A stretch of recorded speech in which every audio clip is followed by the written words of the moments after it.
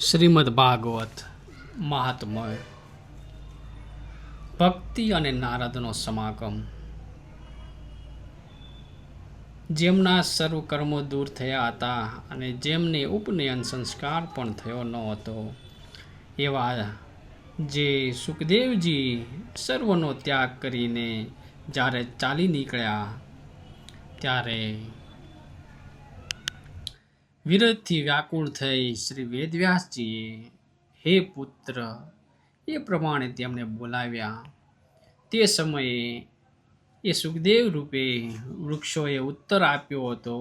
તે પ્રાણી માત્રના અંતર્યામી સ્વરૂપ શ્રી સુખદેવ મુનિને હું નમું છું.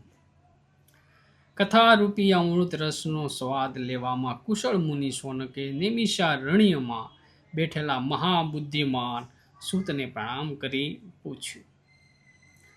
શૌનકે પૂછ્યું, અજ્ઞાન રૂપી અંધકારનો નાશ કરવામાં કરોડો સૂર્ય સમાન તેજસ્વી હે સૂત, મારા કાનને પરમ આનંદ આપના શ્રેષ્ઠ કથા આપ કહો. ભક્તિ, જ્ઞાન અને વૈરાગ્યથી પ્રાપ્ત થનારો વિવેક કેવી રીતે વધે અને વિષ્ણુ ભક્તિઓ માયા તથા મોહને કેવી રીતે ત્યાગ કરે. આ ઘોર કલિયુગમાં પ્રાપ્ત થતા જીવ આસુરી ભાવ પામ્યો છે, તો સાંસારિક દુઃખોથી દુઃખી એ જીવને શુદ્ધ કરવાનો શ્રેષ્ઠ ઉપાય જણાવો. સર્વ કલ્યાણકારી સાધનોમાં જે શ્રેષ્ઠ હોય અને પવિત્રમાં પવિત્ર અને સદા શ્રી કૃષ્ણની પ્રાપ્તિ કરનારો હોય તે સાધન હમણાં તમે કહો.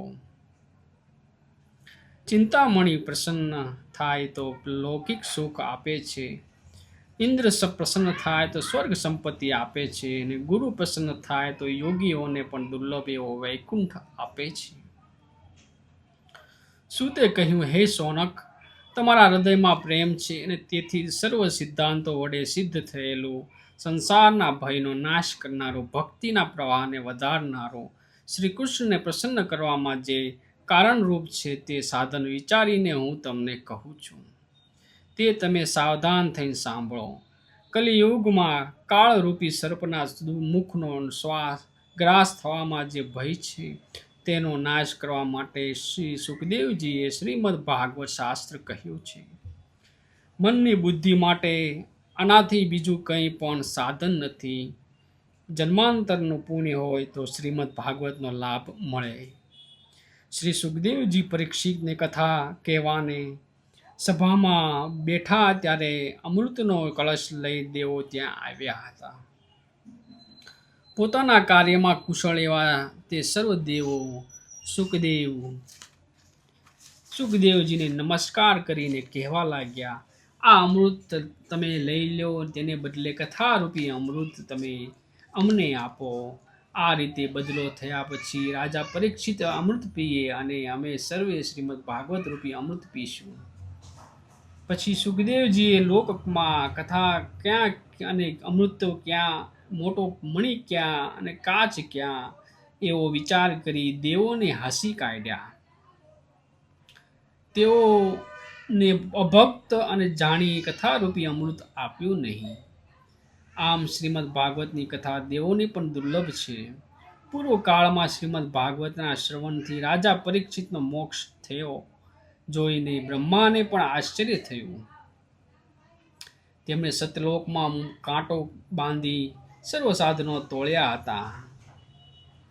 તે વખતે બીજા સર્વ સાધનો હલકા થયા અને આ શ્રીમદ ભાગવત ભારે થયું, જેથી સર્વ ઋષિઓ અત્યંત વિસ્મય પામ્યા હતા. તેઓ માનવા લાગ્યા કે શ્રીમદ ભાગવત પૃથ્વી પર શ્રી ભગવાનનું સ્વરૂપ છે અને તે પઠન, શ્રવણ અને તત્કાળ વૈકુંઠ ફળ આપનારું છે. માત્ર 7 દિવસ શ્રવણ કરવાથી સર્વથા મુક્તિ આપનારું છે. પૂર્વે દયાળુ એવા સનકાદિ મુનિએ આ કથા ભાગવત નારદ મુનિને કહ્યું હતું, જે દેવર્ષિ નારદે બ્રહ્મદેવની પાસેથી સાંભળ્યું હતું, અને સપ્તાહ શ્રવણનો વિધિ સનકાદિ કુમારોએ તેમને કહ્યો હતો.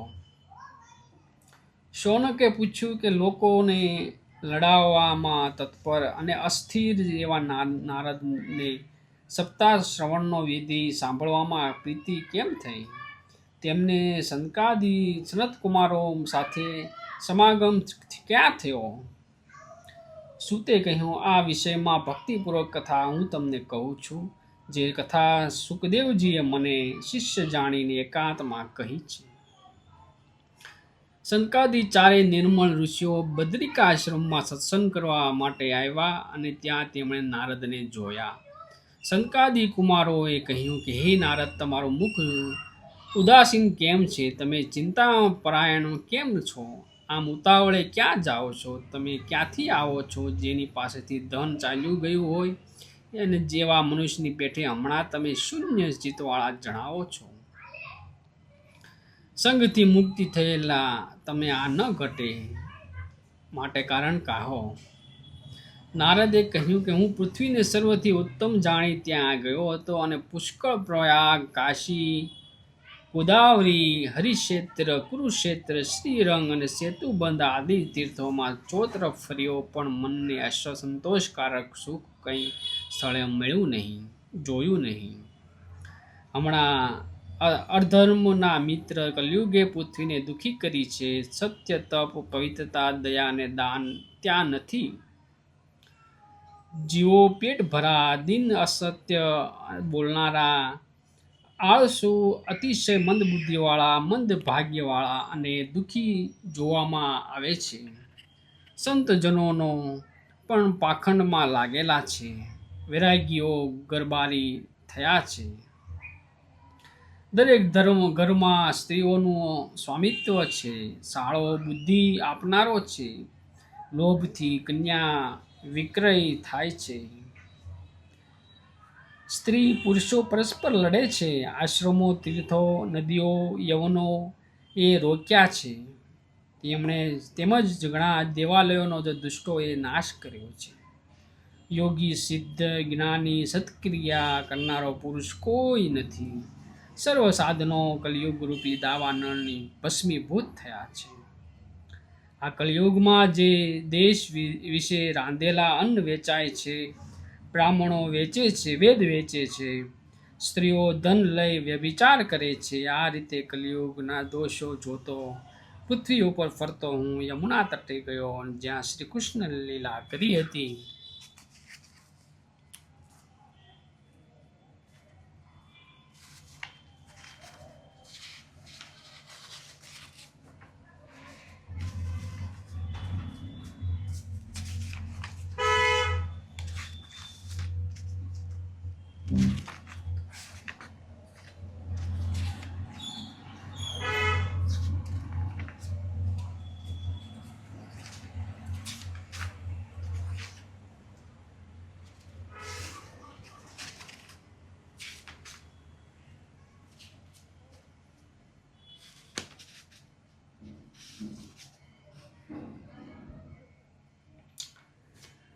પણ વૃંદાવનના યોગથી પાછી તું યુવતી થઈ છે.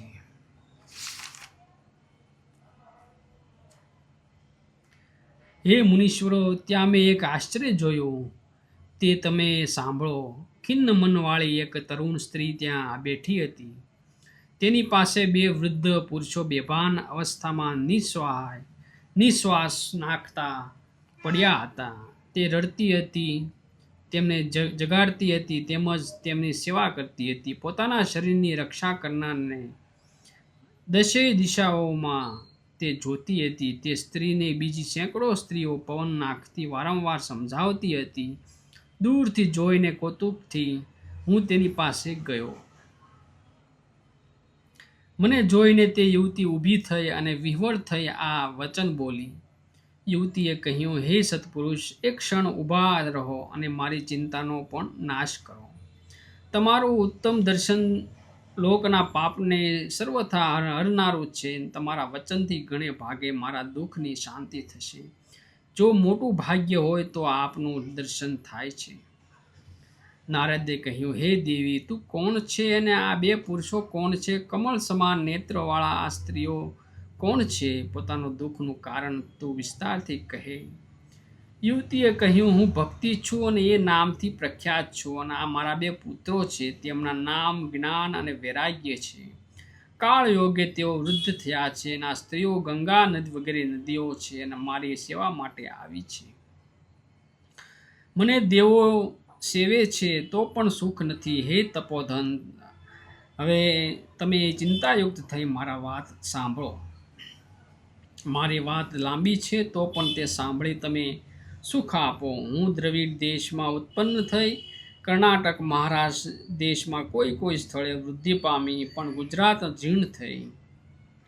ત્યાં ઘોર કલિયુગના યોગથી પાખંડોએ મારા અંગો ભાંગી નાખ્યા છે, જેથી હું દુર્બળ થઈ અને લાંબા વખત સુધી આ પુત્રો સાથે અશક્તપણાને પામી. પણ હાલમાં વૃંદાવન આવીને જાણે નવીન થઈ હો તેમ અત્યંત સુંદર રૂપવાળી નવયુવતી થઈ છું. પણ મારા બે પુત્રો અહીં સૂતા છે ને પરિશ્રમથી દુઃખ પામે છે, જેની આ સ્થાન છોડી બીજે સ્થળે જવું છે. મારા બંને પુત્રો ઘડપણ પામ્યા તે દુઃખથી હું દુઃખી છું. સાથી હું તરુણ થઈ, સાથીના બે પુત્રો ઘરડા થયા. અમે ત્રણેય સાથે વિચરી છીએ, છતાં આવી વિપરીતતા કેમ થઈ? માતા ઘરડી ઘટે ને પુત્રો જવાન ઘટે. એ યોગનિધિ આથી મન વિસ્મય પામી હું પોતાનો શોક કરું છું. તો હે બુદ્ધિમાન, આમાં શું કારણ હશે તે તમે કહો. નારદે કહ્યું કે હે નિર્દોષ ભક્તિ, હું મારા હૃદયમાં જ્ઞાન દ્રષ્ટિથી તારા બધા દુઃખનું કારણ જોઈ રહ્યો છું. તારે શોક ન કરો. શ્રી હરિ તારું કલ્યાણ કરશે. સૂતે કહ્યું, મુનીશ્વર, આ નારદે એક ક્ષણ માત્રમાં જે જાણી આ વચન કહ્યું. નારદ બોલ્યા, હે યુવતી, સાવધાન થઈ તું સાંભળ. આ કલયુગ ભયંકર છે અને તેણે સદા 4 યોગ માર્ગ ને તપનો નાશ કર્યો છે. લોકો અઘાસુર જેવા થયા છે, જેથી ષડતા દુષ્ટતા ને કર્મોને કરે છે. આ યુગમાં સજ્જનો દુઃખ પામે છે અને દુર્જનો આનંદ કરે છે. જે બુદ્ધિમાન પુરુષ ધૈર્ય ધારણ કરે છે તે જ ધીર અને પંડિત છે. આ પૃથ્વી દર વર્ષે જોવા કે સ્પર્શ કરવાને પણ અયોગ્ય થતી તમે ક્રમે શેષનાગને બહાર કરતા થઈ પડી છે.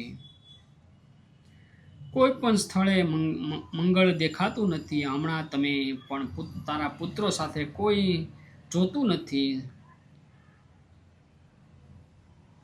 રાગાંધ મનુષ્યોએ ઉપેક્ષા કરેલી તું જીર્ણપણે રહી હતી, પણ વૃંદાવનના યોગથી તારી પાછી તું નવયૌવન યુવતી થઈ છો. ખરેખર આ વૃંદાવન ધન્ય છે કે જ્યાં ભક્તિ નૃત્ય કરે છે ને, પરંતુ અહીં કોઈ ગ્રાહક નહીં હોવાથી તારા આ બે પુત્રો વૃદ્ધાવસ્થાને છોડતા નથી. માત્ર અહીં કંઈક આત્મસુખ પ્રાપ્ત થવાથી આ બંને નિદ્રા આવી હોય એમ જણાય છે. ભક્તિએ કહ્યું, રાજા પરીક્ષિતે અપવિત્ર કલિયુગને કેમ રહેવા દીધો હશે? કલિયુગ આવતા જ સર્વ વસ્તુઓનો સાર કોણ જાણે ક્યાં ચાલ્યો ગયો? દયાળુ શ્રી હરિ પણ અધર્મને કેમ જોઈ રહ્યા છે? આ મારો સંશય તમે દૂર કરો. તમારી વાણીથી હું સુખી થઈ છું. નારદે કહ્યું કે હે બાળા, જો તે મને પૂછ્યું છે તો પ્રેમથી તું સાંભળ. હું તને સર્વ કહું છું. હે કલ્યાણી, તારું દુઃખ દૂર થશે. જ્યારે ભગવાન શ્રી કૃષ્ણ પૃથ્વી ત્યજીને પોતાના ધામમાં પધાર્યા તે દિવસથી સર્વ સાધનોનો નાશ કરનારો કલિયુગ આવ્યો છે. દિગ્વિજય કરતી વખતે રાજા પરીક્ષિતે કલિયુગને જોયો ત્યારે દિનની પેઠે તે શરણોઈ ગયો હતો. જેથી રાજાએ વિચાર્યું કે ભ્રમર જેમ સાર વસ્તુને ગ્રહણ કરે છે તેમ મારે આ કલિયુગને મારવો યોગ્ય નથી. જે ફળ તપ યોગ અને સમાધિથી થતું નથી તે ફળ કલિયુગમાં સારી રીતે શ્રી કૃષ્ણ કીર્તનથી મનુષ્ય મેળવે છે.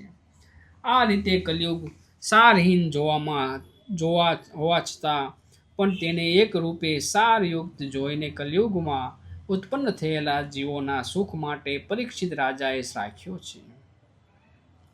હમણાં કુકર્મોના આચરણથી સર્વમાંથી સાર જતો રહ્યા છે.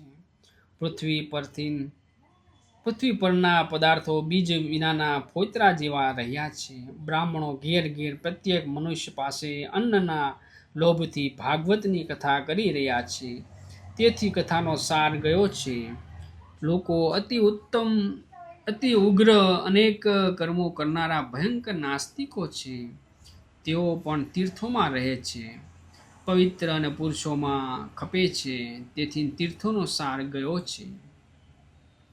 કામ, ક્રોધ, પુષ્કળ, લોભ, તૃષ્ણાથી વ્યાકુળ ચિત્તવાળા લોકો પણ તપ કરે છે.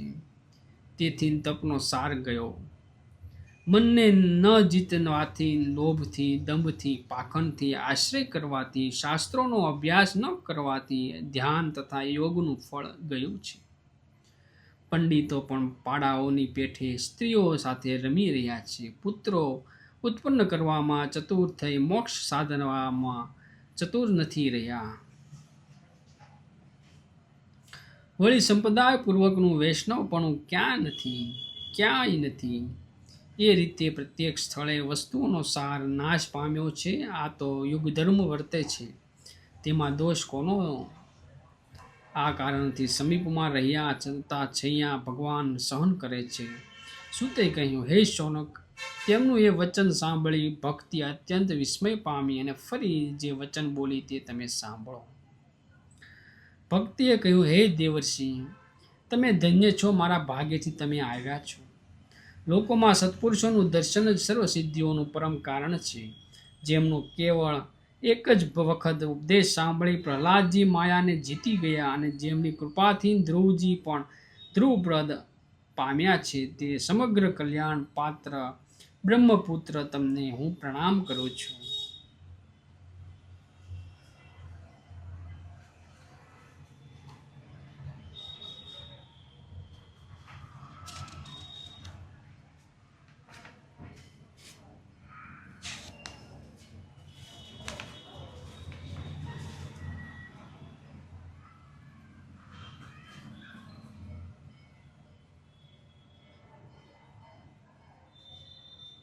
નારદે કહ્યું, ભક્તિ, જ્ઞાન, વૈરાગ્યની સ્થાપના માટે હું પ્રયત્નપૂર્વક શુક્ર શાસ્ત્ર શ્રીમદ ભાગવતની કથા વડે ઉજ્જવળ એવો જ્ઞાન યજ્ઞ કરીશ.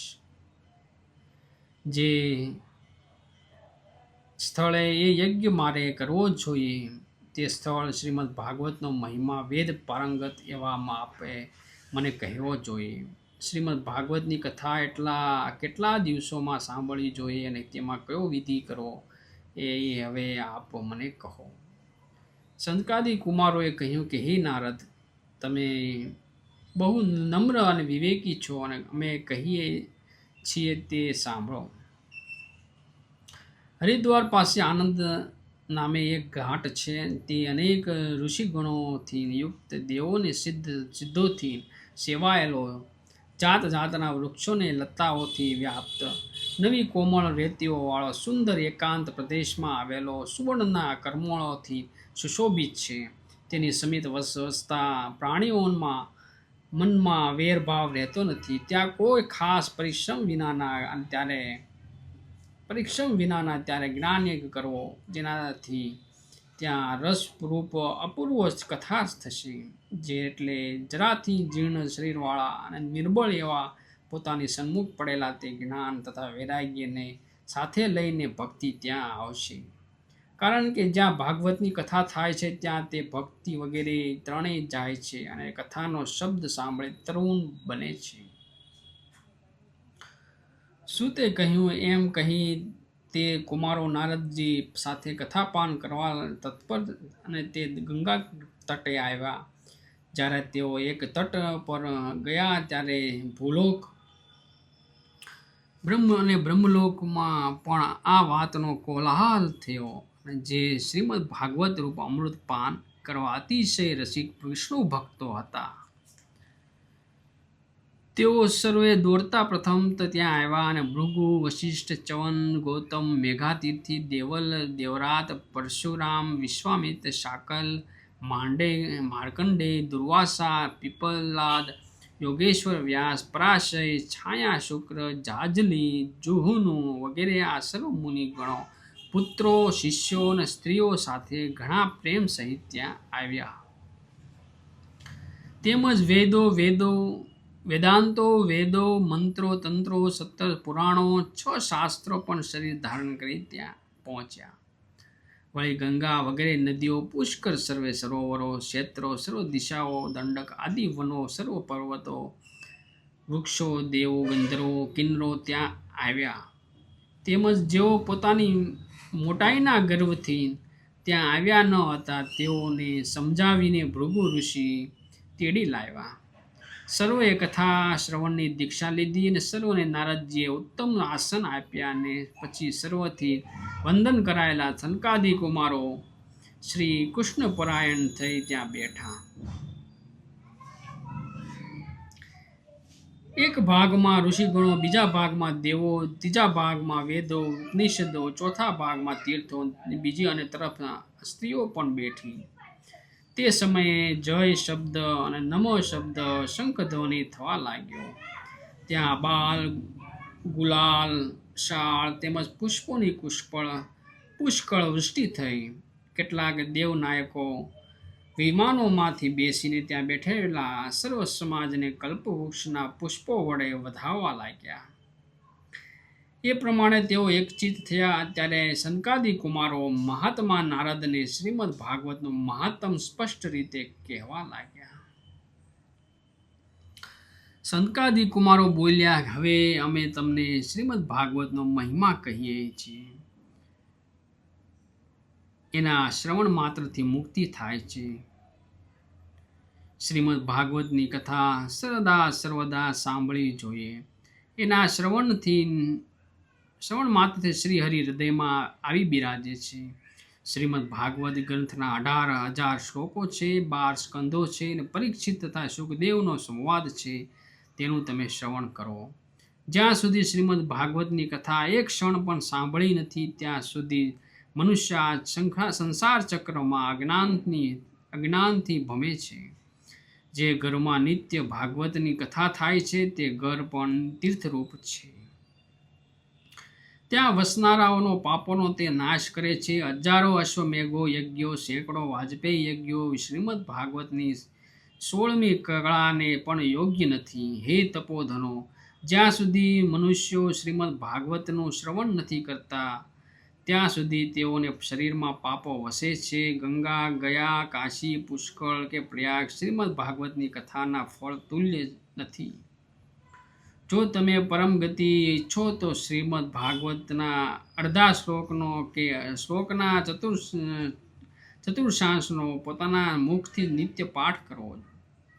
ઓમકાર, ગાયત્રી, પુરુષ સૂક્ત, 3 વેદો, શ્રીમદ ભાગવત, દ્વાદશાક્ષર મંત્ર, સૂર્ય, પ્રયાગ, વર્ષરૂપી કાળ, બ્રાહ્મણો, અગ્નિહોત્ર, ગાય, દ્વાદશી કથા, તુલસી, વસંત અને ભગવાન પરસોત્તમ, આ સર્વમાં વિદ્વાનો કોઈ વાસ્તવિક ભેદ નથી માનતા.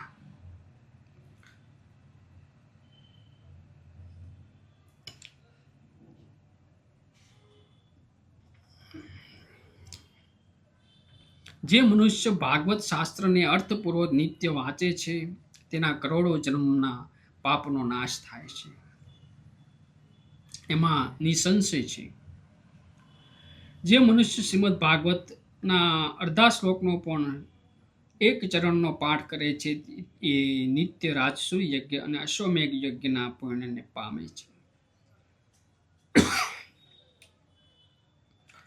ભાગવતની નિત્ય કથા, નિત્ય કરેલું હરિચિંતન, તુલસીને સિંચન તથા માયા ગાયોની જે સેવા એ સર્વ સમાન છે. જે મનુષ્ય અંતકાળે શ્રીમદ ભાગવતને પ્રીતિથી સાંભળે છે તેને પણ શ્રી ગોવિંદ વૈકુંઠ ધામ આપે છે. જે પુરુષ આ શ્રીમદ ભાગવતનું સુવર્ણના સિંહ સાથે વિષ્ણુ ભક્તને દાન કરે છે તે શ્રી કૃષ્ણ સાથે અવશ્ય સાયુજ્ય પામે છે. જે શઠ મનુષ્ય આખા જન્મમાં ચિત્ત રાખીને શ્રીમદ ભાગવતની થોડી પણ કથા સાંભળી નથી તેને ઘણા ખેદની વાત છે કે ચાંડાળ અને ગધેડાની પેઠે પોતાનો જન્મ વૃથા ગુમાવ્યો છે. પોતાની માતાને વૃથા પ્રસવ દુઃખ આપ્યું છે. જેણે સહેજ પણ શ્રીમદ ભાગવતનું વચન સાંભળ્યું નથી તે પાપકર્મી મનુષ્ય જીવતો છતાં મુએલો કહેવાય છે. પૃથ્વી પર ભારરૂપ તે પશુતુલ્ય મનુષ્યને ધિક્કાર છે. એમ સ્વર્ગના દેવાંગનાઓ કહે છે. ખરેખર શ્રીમદ ભાગવતની કથા લોકમાં દુર્લભ છે. કરોડો જન્મમાં ઉત્પન્ન થયેલા પુણ્યથી જ તે પામાય છે. માટે હે બુદ્ધિમાન યોગનિધિ, તે શ્રીમદ ભાગવતની કથા પ્રયત્નથી પણ સાંભળવી. એમાં દિવસોનો કોઈ નિયમ નથી. તેનું શ્રવણ તો સદા સર્વદા કરવું જોઈએ. સત્ય બ્રહ્મચર્યપૂર્વક તેનું નિત્ય શ્રવણ કરવું છે કહ્યું છે. પણ કલિયુગમાં તે અશક્ય હોવાથી શ્રી સુખદેવજીની આજ્ઞાથી તેમાં રહેલી વિશેષતા સમજવી જોઈએ. મનનો વૃત્તિનો વિજય, નિયમોનું પાલન, નિત્ય શ્રવણની દીક્ષા અસંખ્ય હોવાથી સપ્તાહ 7 દિવસ શ્રવણ કરવા કહેલું છે. માઘ માસમાં શ્રદ્ધાપૂર્વક નિત્ય શ્રવણ કરવાથી જે ફળ પ્રાપ્ત થાય છે તે જ ફળ સુખદેવજીએ સપ્તાહ શ્રવણથી કહ્યું છે. મનનું જીતવું અશક્ય હોવાથી રોગોથી પુરુષો તથા આયુષ્યના ક્ષયથી કલિયુગ અનેક દોષ વાળો હોવાથી 7 દિવસ શ્રવણ વિધિનો મનાયો છે.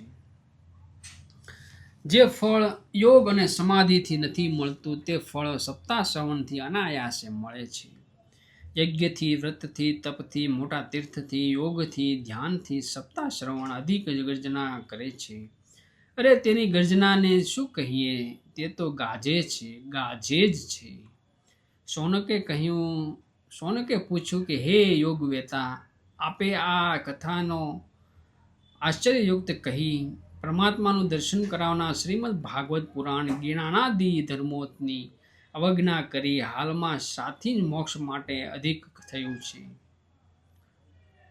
સૂતે કહ્યું, જ્યારે શ્રી કૃષ્ણ પૃથ્વીનો ત્યાગ કરી સ્વધામ જવા તૈયાર થયા ત્યારે ભાગવતનો એકાદશ સ્કંદ સાંભળી ઉદ્ધવજીએ આવું વચન કહ્યું. ઉદ્ધવજી બોલ્યા, હે ગોવિંદ, ભક્તોના કાર્ય કરી આપ પધાર્યા છો, પણ મારા મનમાં મોટી ચિંતા છે. તે સાંભળી તમે મને શાંતિ આપો. આ ભયંકર કલયુગ આવ્યો છે. એથી સંસારમાં અનેક ખલ લોકો પ્રકટ થશે અને તેઓના સંસર્ગથી સત્પુરુષો પણ જ્યારે ઉગ્ર પ્રકૃતિવાળા બનશે ત્યારે ભારવાળી થયેલી આ ગાયરૂપી ભૂમિ કોનો આશ્રય લેશે? હે કમળ સમાન નેત્રવાળા, આપ વિના તેનું રક્ષણ કરનાર બીજો કોઈ દેખાતો નથી. માટે હે ભક્ત વત્સલ, સત્પુરુષો રૂપી દયા કરી આપ અહીંથી ન જાઓ. આપ નિરાકાર અને ચિત્ત સ્વરૂપ છો, તો પણ ભક્તો માટે સગુણ થયા છો. આપના વિયોગથી ભક્તો ભૂમિ પર કેમ રહેશે? નિર્ગુણ બ્રહ્મની ઉપાસના તો કષ્ટમય છે, માટે કંઈક વિચારો. સૂતે કહ્યું, ઉદ્ધવજીના એ વચનો સાંભળી પ્રભાસમાં શ્રીહરિએ ભક્તોને આશ્રય આપવા માટે મારે શું કરવું જોઈએ એવો વિચાર કરી પોતાનું જે તેજ હતું તેને ભગવાને શ્રીમદ ભાગવતમાં સ્થાપ્યો.